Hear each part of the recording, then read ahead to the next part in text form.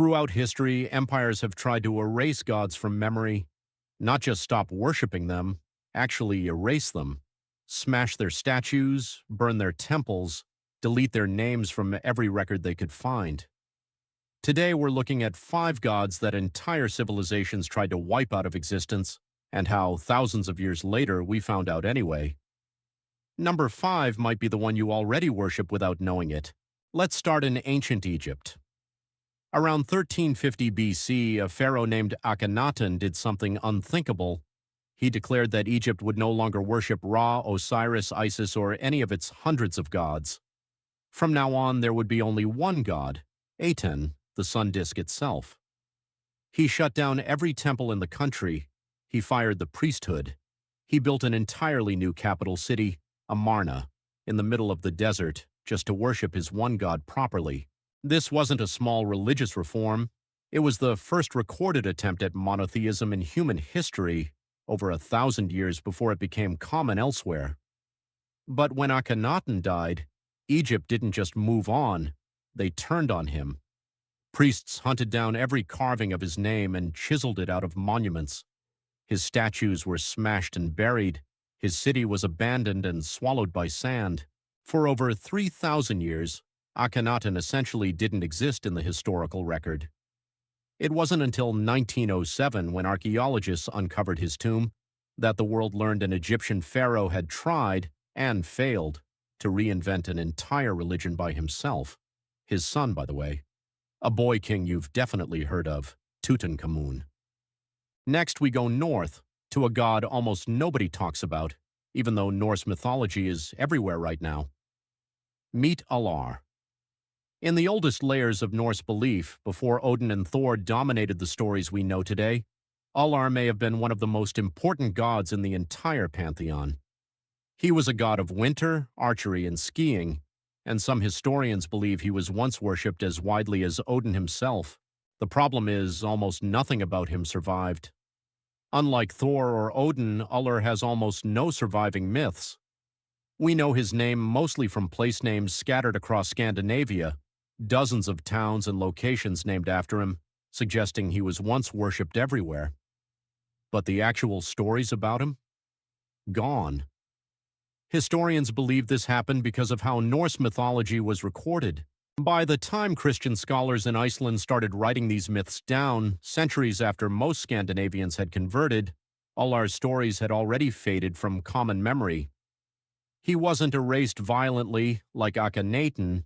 He was erased by time itself, a god who was too important to leave out entirely but too forgotten to include properly. In Kiev, around the year 980, Prince Vladimir the Great set up statues of 6 gods on a hill overlooking the city.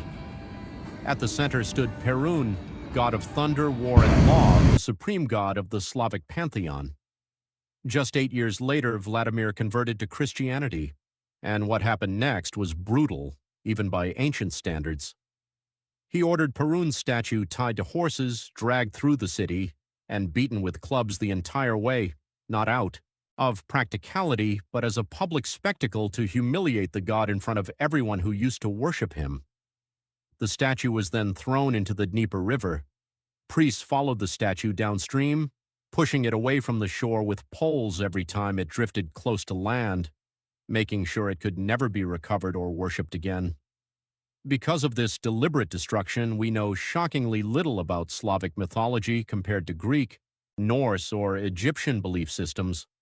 Most of what survives comes from Christian writers describing the gods they were actively trying to erase, which means even today, historians are still piecing together what Slavic mythology actually looked like before it was thrown in a river. When Spanish conquistadors arrived in Mexico in 1519, they didn't just conquer the Aztec Empire. They tried to erase its entire belief system. Aztec religion was enormous, with hundreds of gods tied to everything from the sun to corn to war. After the conquest, Spanish missionaries systematically destroyed temples, burned bark paper books called codices, and banned traditional worship. Historians estimate that the vast majority of Aztec-written records were destroyed within decades of the conquest, an almost complete erasure of a civilization's own account of itself. What survived did so almost by accident. A few Spanish friars, ironically, became obsessed with documenting the very culture their empire was destroying. One of them, Bernardino de Sahagún, spent decades interviewing Aztec elders and compiling what we now call the Florentine Codex, one of the only detailed records of Aztec religious life that escaped the fires. Without that one document, gods like Huitzilopochtli, Tezcatlipoca, and Quetzalcoatl, names that still appear in movies and games today, might have been erased from history almost completely. And finally, the one I promised at the start. Many historians argue that several major religious traditions absorbed older, erased gods rather than eliminating them completely, repackaging old winter festivals, sun worship, and local deities into new holidays and saints so people wouldn't resist the change. So some of the imagery, dates, and traditions still practiced by billions of people today may trace back in part to gods whose original names and stories were deliberately erased. The gods themselves were erased. Pieces of what they represented weren't.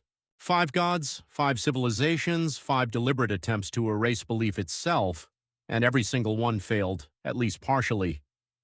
If you want more stories history almost buried, hit subscribe because we're just getting started.